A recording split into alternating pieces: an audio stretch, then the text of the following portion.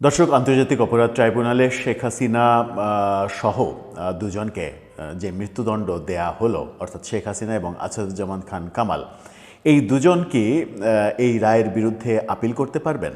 যদি আপিল করতে পারেন তাহলে কবে আপিল করতে হবে? আপিল করতে হলে কি করতে হবে? আপিলের মেয়াদ শেষ হয়ে গেলে সরকার রায় কার্যকর করবে কিভাবে? এই ব্যাপারে একটা ধূম্রজাল সৃষ্টি হয়েছিল।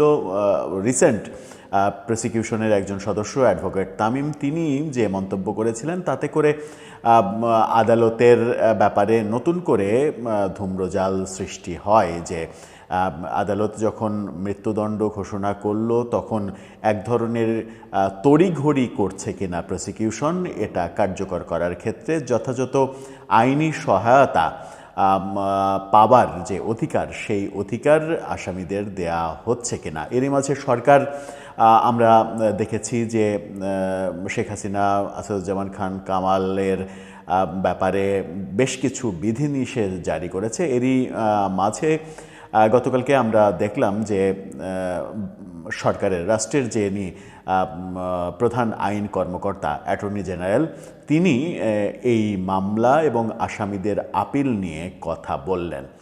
সেগুলো নিয়ে বোঝার চেষ্টা করব। সরকারের বিভিন্ন নিষেধাজ্ঞা, আপিলের সুযোগ,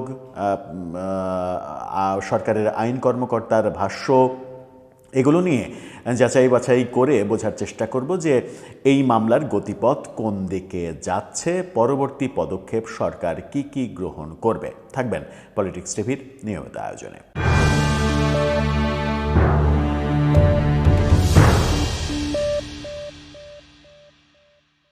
দর্শক, বলছিলাম শেখ হাসিনা এবং কামাল, তারা দুজন যে তাদের বিরুদ্ধে মৃত্যুদণ্ডের ঘোষণা দেয়া হয়েছে, আদেশ দেওয়া হয়েছে, তার বিরুদ্ধে আপিল করতে পারবেন কিনা। অ্যাটর্নি জেনারেল জানিয়েছেন হ্যাঁ পারবেন। তাকে নিয়ে ইত্তেফাকের এই শিরোনামটা দেখলেই বুঝতে পারবেন। তিনি বলছেন হাসিনা ও কামালের আপিল করার সুযোগ আছে। অ্যাটর্নি জেনারেল কি বলছেন তিনি? আন্তর্জাতিক অপরাধ ট্রাইব্যুনাল জুলাই গণঅভ্যুত্থানে যে সাজা দিয়েছে, এই রায়ের বিরুদ্ধে দণ্ডপ্রাপ্ত আসামিদের আপিল করার সুযোগ রয়েছে, এমনটা বলেছেন তিনি।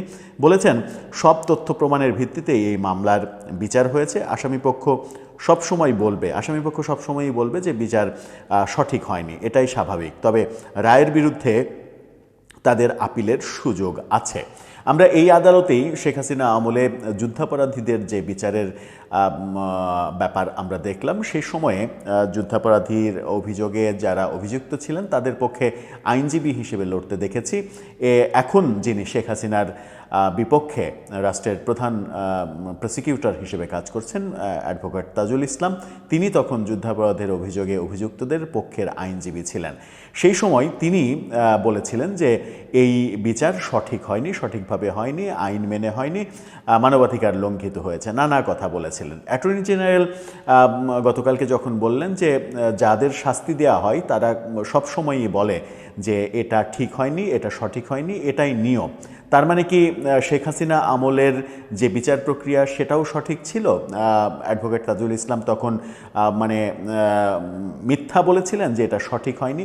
এই প্রসঙ্গটা আমাদের অ্যাটর্নি জেনারেলের এখনকার ভাষ্য অনুযায়ী সেই প্রসঙ্গটা এসে যাবে যে আগেরটাও তাহলে ঠিকঠাক ছিল কিনা, এই আদালতের সমস্ত কার্যক্রম সবসময়ই ঠিকঠাক ছিল কিনা, আগেও রাজনৈতিক হস্তক্ষেপ হয়নি কিনা, এখনও রাজনৈতিক হস্তক্ষেপ হচ্ছে না কিনা, এই প্রশ্ন আসবে। যদি এখন রাজনৈতিক হস্তক্ষেপের ঘটনা আসে, তাহলে প্রশ্ন আসবে যে আগেও রাজনৈতিক হস্তক্ষেপ হয়েছে। অ্যাটর্নি জেনারেল বলেছেন আরও, সব তথ্য প্রমাণের ভিত্তিতে এই মামলার বিচার হয়েছে। আসামিপক্ষ সবসময় তো এটা বলবে। রায় কার্যকরের বিষয়ে সরকারের নিজস্ব একটা প্রক্রিয়া রয়েছে, এটা বলেছেন তিনি। সেই মেকানিজম অনুযায়ী সরকার এগোবে। কোনো উপদেষ্টার দেয়া রায় কার্যকর নিয়ে বিভ্রান্তিকর মন্তব্য প্রসঙ্গে তিনি বলেছেন, সম্প্রতি বিভিন্ন উপদেষ্টা বিভিন্ন রকমের মন্তব্য করেছেন, সেই ব্যাপারে তিনি বলেছেন যে আইন সম্পর্কে ধারণা না থাকায় এমন বক্তব্য দেয়া হয়েছে। প্রয়োজন হলে রায় কার্যকর বিষয়ে আমাদের কাছে সরকার মতামত চাইবে, আমরা জানাবো। তার মানে উপদেষ্টারাও আইন না জেনে উল্টাপাল্টা মন্তব্য করছেন, সেটা অ্যাটর্নি জেনারেলের এই ভাষ্যে বেরিয়ে আসছে। জুলাই অভ্যুত্থান চলাকালীন সংগঠিত হত্যাকাণ্ডের প্রসঙ্গ তুলে তিনি বলেছেন যে এই মামলায় যে তথ্য প্রমাণ এসেছে তা দেখে পৃথিবীর যে কোনো আদালতই বলবে তারা দোষী। মাত্র ২০ দিনে ১৪০০-র বেশি মানুষকে গুলি করে হত্যার প্রমাণ পাওয়া গেছে। শেখ হাসিনা আমার কাছে মুখ্য নয়, মানুষ হত্যা করাই এখানে মুখ্য বিষয়। তিনি বলছেন যে মাত্র ২০ দিনে ১৪০০ হত্যার প্রমাণ পাওয়া গেছে শেখ হাসিনার বিরুদ্ধে। রাষ্ট্রের আইন কর্মকর্তা যখন বলছেন যে ১৪০০ জন হত্যার প্রমাণ পাওয়া গেছে, একেবারে ১৪০০ জনই, যেটা জাতিসংঘ রিপোর্ট দিয়েছিল যে ১৫ই আগস্ট পর্যন্ত ১৪০০ জন মারা যাওয়ার ঘটনা ঘটেছে কিংবা ঘটতে পারে, এরকমটা রিপোর্ট দিয়েছিল। কিন্তু রাষ্ট্রের আইন কর্মকর্তা তিনি বলছেন যে শেখ হাসিনার বিরুদ্ধে ১৪০০ জন হত্যার প্রমাণ পাওয়া গেছে। যদি প্রমাণ প্রসিকিউশন পেয়ে থাকে এবং রাষ্ট্রের আইনের দায়িত্বে যারা রয়েছেন তারা যদি এই প্রমাণ পেয়ে থাকেন, তার মানে তাদের কাছে লিস্ট রয়েছে, সেই লিস্ট অনুযায়ী তারা প্রমাণ পেয়েছেন। তাহলে প্রশ্ন আসে যে সরকার এখন পর্যন্ত জুলাই শহীদ গেজেটে ৮৩৬ জনের বেশি তালিকাভুক্ত করতে পারল না কেন? গত ১৫-১৬ মাসে সরকার জুলাই শহীদের সংখ্যাটা এখন পর্যন্ত নির্ধারণ করতে পারেনি। এটা সরকারের একটা বড় ব্যর্থতা। সেই ক্ষেত্রে কি সরকার এই প্রসিকিউশন টিম কিংবা অ্যাটর্নি জেনারেলের কাছ থেকে এই যে শেখ হাসিনার বিরুদ্ধে যে ১৪০০ জন নিয়ে হত্যা করেছেন শেখ হাসিনা নির্দেশ দিয়ে, এই যে লিস্টটা অনুযায়ী তো জুলাই শহীদের যে গেজেট, সেই গেজেটে ১৪০০ জনের নাম আসা উচিত। সেটা আসতে এতটা দেরি হচ্ছে কেন, সে নিয়ে যদি কেউ প্রশ্ন করে বসেন, তখন উত্তরটা রাষ্ট্রপক্ষের কি হবে, কোন কৌশলী উত্তর হবে, সেটাও একটা বিবেচনার ব্যাপার হতে পারে। জুলাই মাসে সংগঠিত গণ অভ্যুত্থানকে কেন্দ্র করে দেশজুড়ে সহিংসতায় এই মামলা হয়েছে, আমরা সবাই জানি। আমরা আইন অনুযায়ী দণ্ডপ্রাপ্ত আসামিরা নির্দিষ্ট সময়ের মধ্যে ট্রাইব্যুনালের রায়ের বিরুদ্ধে আপিল করতে পারবেন।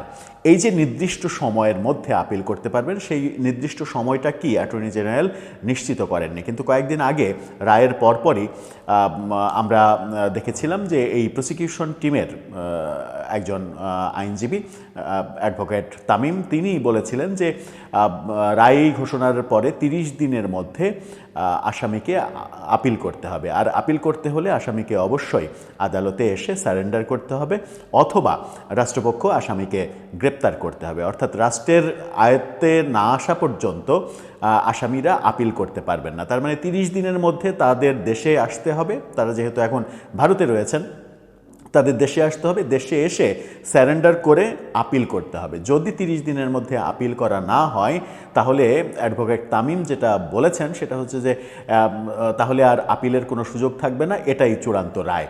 এই রায়ই সরকার কার্যকর করতে পারবে। তার মানে হচ্ছে ৩০তম দিন বাদে ৩১তম দিনে যদি শেখ হাসিনা কিংবা আসাদুজ্জামান খান কামালকে গ্রেপ্তার করা যায় কিংবা তাদেরকে দেশে ফিরিয়ে আনা যায়, তাহলে আর একদিনও সময় নষ্ট করার প্রয়োজন হবে না সরকারের।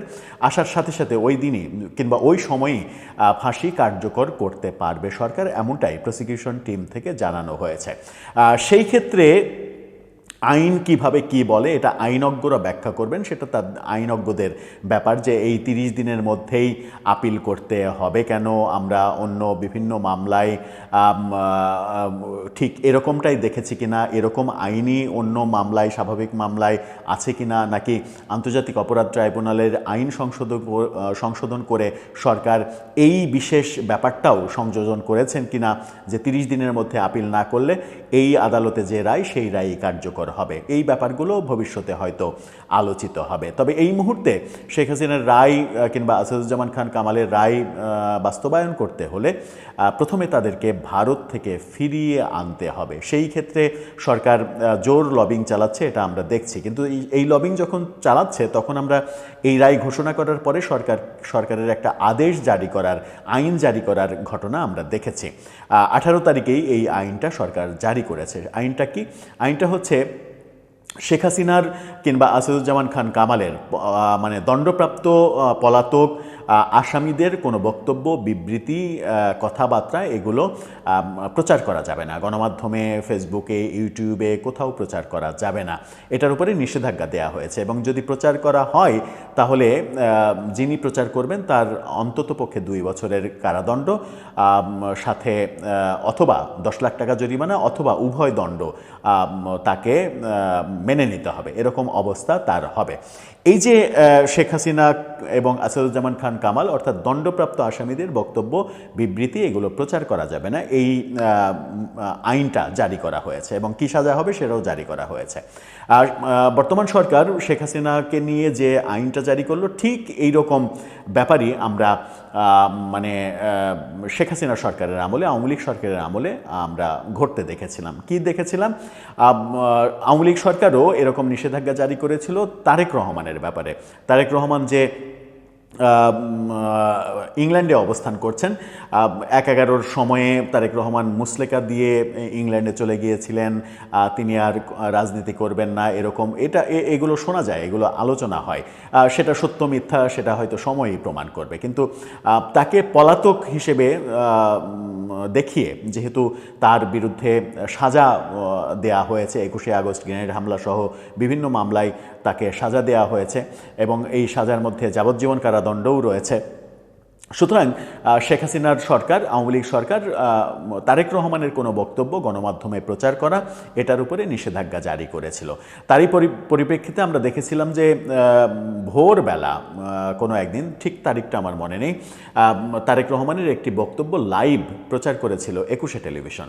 21শে টেলিভিশন প্রচার করার পরে ওই সময়ই 21শে টেলিভিশনের চেয়ারম্যান আব্দুস সালামকে কিন্তু গ্রেপ্তার করা হয়। গ্রেপ্তার করে তাকে জেলে দেয়া হয় এবং তিনি জেল থেকে মুক্ত হয়েছেন কিন্তু এই 2024-এর 5 আগস্ট সরকার পতনের পরে।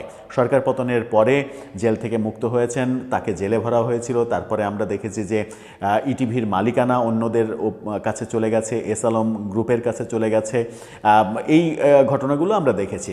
5 আগস্টের পরে আব্দুস সালাম আবার জেল থেকে মুক্ত হয়েছেন, ফিরে এসেছেন এবং ইটিভির মালিকানা আবার তিনি পেয়েছেন কিংবা গ্রহণ করেছেন, কিংবা যারা ছিল তারা পালিয়েছে, আবার তিনি ইটিভিতে বসেছেন। তার মানে আগে যেটা দেখেছি এখনও সেটাই হচ্ছে। তার মানে কোনো চেঞ্জ আমরা পাচ্ছি না, একই ধরনের। মানে বলা যায় যে আওয়ামী লীগ যে ব্যাপারগুলো দেখিয়ে গেছে কিংবা শিখিয়ে গেছে সেই একই পথে বর্তমান সরকারও হাঁটছে। সেটা নিয়েও ব্যাপক সমালোচনা হচ্ছে যে কোনো পরিবর্তন আসছে না। আমরা পরিবর্তনের কথা বলছি, আমরা বর্বর যুগ থেকে সভ্য যুগে সভ্যতায় ফিরলাম এ কথা যখন গর্ব করে বলছি, তখনও আমরা একইভাবে মানে আগের সমালোচনা করা ব্যাপারগুলোকে আমরাও ফলো করছে এবং একইভাবে এগোচ্ছে। ব্যাপারগুলো প্রচণ্ড সমালোচনা হচ্ছে এবং যদি এই টোটাল ব্যবস্থাগুলো সমালোচনাই হতে থাকে তাহলে কিন্তু মানে অনেকেই বলবেন কিংবা বললে তাকে বাধা দেওয়ার উপায় থাকবে না যে শেখ হাসিনা সরকারের কিংবা আওয়ামী লীগ সরকারের যে কারণে পতন হয়েছিল সেই একই ঘটনা যদি আবারও ঘটনা হয় তাহলে আবারও একটা পতন হয়তো আমাদের দেখতে হবে, যেটা আমাদের কাছে কারোর কাছেই সেটা কাম্য নয়। দর্শক, আপনার কি মনে হয় একই পথে চলছে কিংবা ভালো স্বপ্ন দেখিয়ে স্বপ্নভঙ্গ করা হচ্ছে পুরো আমাদের জাতির সঙ্গে? আপনার মতামত জানিয়ে লিখতে পারেন আমাদের কমেন্ট বক্সে।